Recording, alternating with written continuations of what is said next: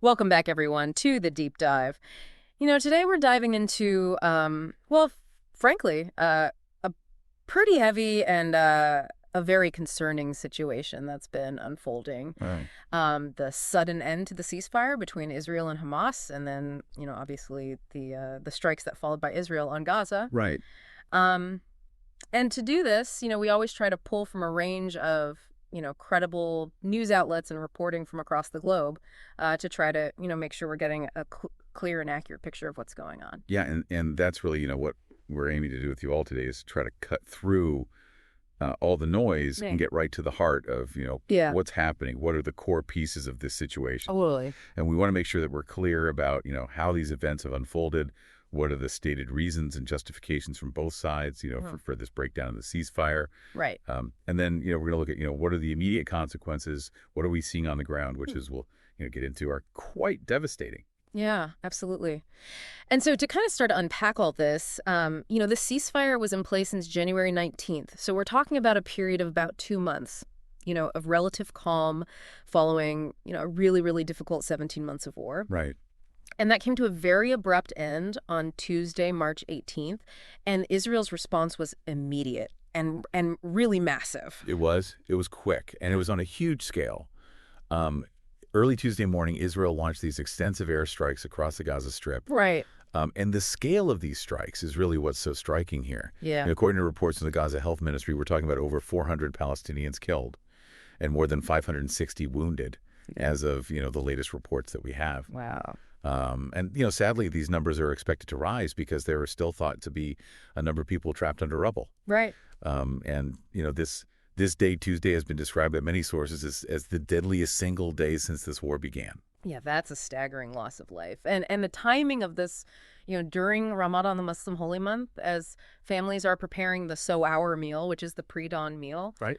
It really just kind of adds another layer of tragedy to this. Yeah, and it really underscores how quickly things can shift from, this period of relative calm that had existed under the ceasefire to this very, very intense and sudden eruption of violence. Yeah. And it really, points to just how fragile that previous agreement was and how much tension, was still simmering beneath the surface. Yeah, absolutely. So, to try to understand kind of what was the catalyst here, what are the stated reasons from Israel for this really dramatic escalation? Yeah. We know that Prime Minister Netanyahu ordered these strikes. What was his justification? So Prime Minister Netanyahu's main stated reason was Hamas's refusal to agree to a new condition that Israel had put forward for extending that ceasefire. Yeah. And that new condition was the release of half of the remaining hostages. And he made a very clear and strong statement. He said that this attack is only the beginning and that Israel would continue with these military operations until it achieved all of its stated war aims. And those are the destruction of Hamas and the freeing of all the hostages. And he also made some pretty strong comments about how future negotiations would be handled if they were to happen at all. Exactly. He said any further ceasefire negotiations would take place, quote, under fire, end quote. Wow. So essentially directly linking the negotiation process with ongoing military pressure. Yeah. And on top of that, Israel also accused Hamas of using the ceasefire period, this time of relative peace, to rebuild its capabilities and plan future attacks. Right, which Hamas predictably denies. But it sounds like there was a fundamental disagreement, from the outset about what the terms of an extension of the ceasefire would look like, what the initial agreement had laid out versus what Israel was now demanding. Yeah, that's a really, really important point to understand. So that original ceasefire agreement, as it's been reported, included a second phase. Okay. And that phase included the release of all remaining living hostages, a full end to the war, and a complete withdrawal of Israeli forces from Gaza. Right. Now, Israel tried to significantly change these terms. Okay. They were demanding only the release of half of the remaining hostages in exchange for just extending the ceasefire. Got it. And only a very vague, kind of loose promise of an eventual lasting truce. So really kind of shifting the goalposts in a way. Right, exactly. And the IDF, the Israel Defense Forces, reported that their targets in these airstrikes were Hamas's military infrastructure leaders and operatives. Yes. Okay, so that's Israel's perspective. What about Hamas? How are they responding to, this breakdown of the ceasefire and these attacks? So as you can imagine, Hamas rejected this proposal from Yeah. Israel. They said, we're sticking to the original ceasefire agreement. We want to see those conditions of the second phase met. And a senior Hamas official even called Netanyahu's decision, quote, a death sentence, end quote, for the remaining hostages. Wow. They also accused him of launching these strikes as a way to bolster his own governing coalition, which had been, struggling internally. Right. And of course, they also refuted Israel's claims about planning new attacks. Right, of course. So it sounds like there's just a complete, breakdown of trust here and a return to this open conflict with really different narratives coming from each side. It does seem that way.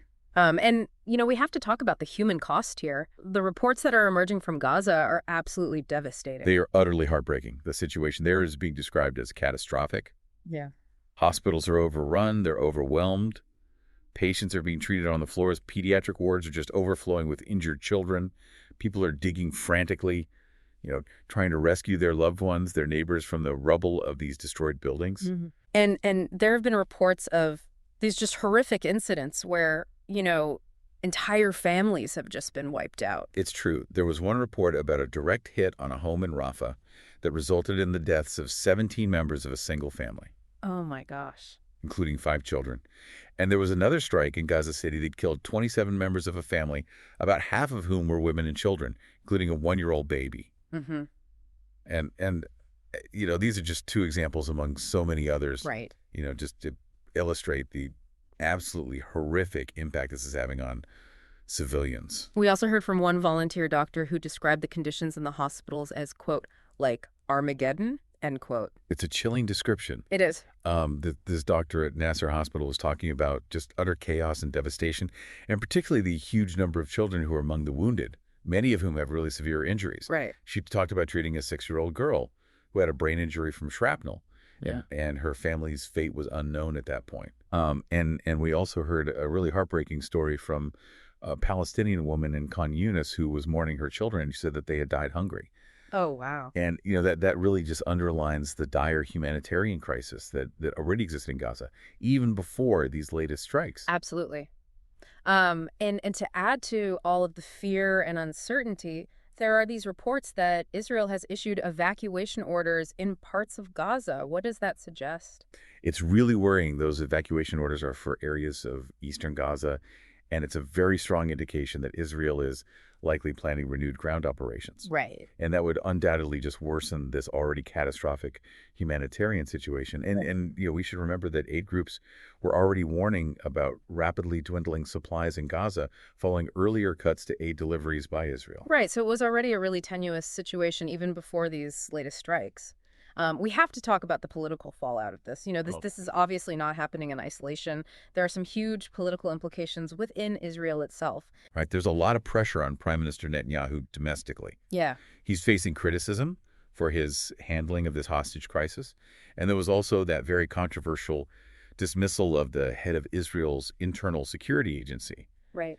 And that's led to, some large public protests in Israel. And in the wake of these strikes, it looks like there's been some, reshuffling of political alliances. Yeah, there's this far-right political party led by Itamar Ben-Gvir. Right.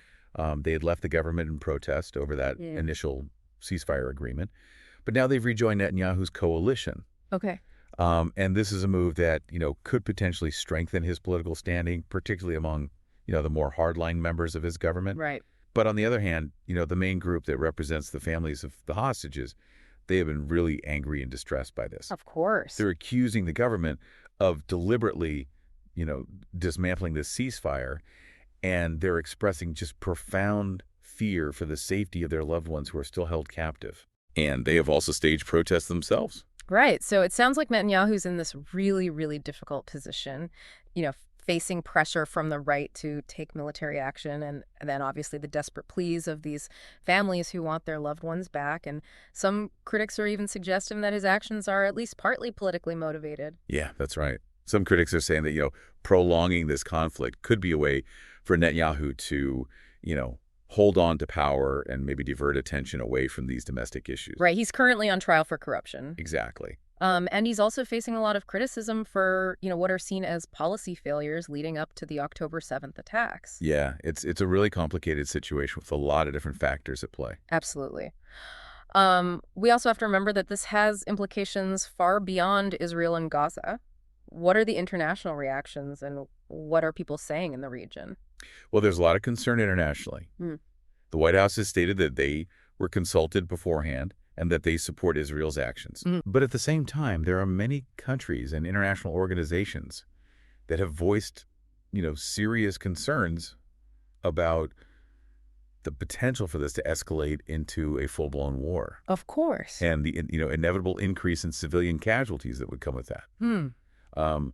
Germany, for example, expressed what they called, quote, great concern, end quote. Right, and we've heard some pretty strong reactions from some of the key players in the region, too. Yeah, Turkey's President Erdogan called Israel a, quote, terror state, end quote, Wow. in response to these renewed airstrikes. And Yemen's Houthi rebels, who have been, disrupting shipping in the Red Sea, they also condemned Israel's actions. Right. And that suggests that they might resume those attacks as well, especially given that the U.S. has recently conducted strikes against them. And this could also impact the ceasefire that's in place between Israel and Hezbollah on the Lebanese border, right? Yeah, exactly. It's a very fragile situation, and this could definitely have repercussions there. Yeah. And Qatar, who played a major role, as a mediator in the previous ceasefire, they strongly condemned Israel's renewed attacks. Right, and the U.S. has said that Hamas is solely responsible for the resumption of hostilities. That's right. It's hard to overstate how central and sensitive the fate of the hostages is in this whole thing. What's the latest on that?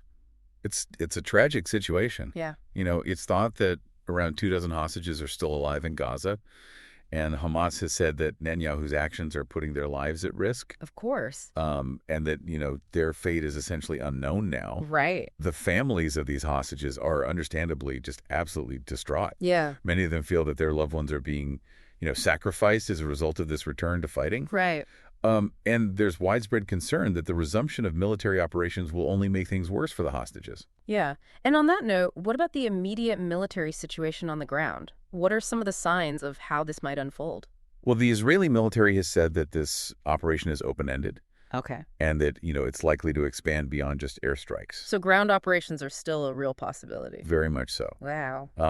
And so far, Hamas's military wing hasn't really mounted a discernible counterattack. Okay. And some analysts are saying that they're probably focused on preparing for a potential ground invasion. Right. Israel is claiming that these were preemptive strikes based on intelligence they had about, imminent Hamas attacks. Right. But Hamas has denied those claims. Of course.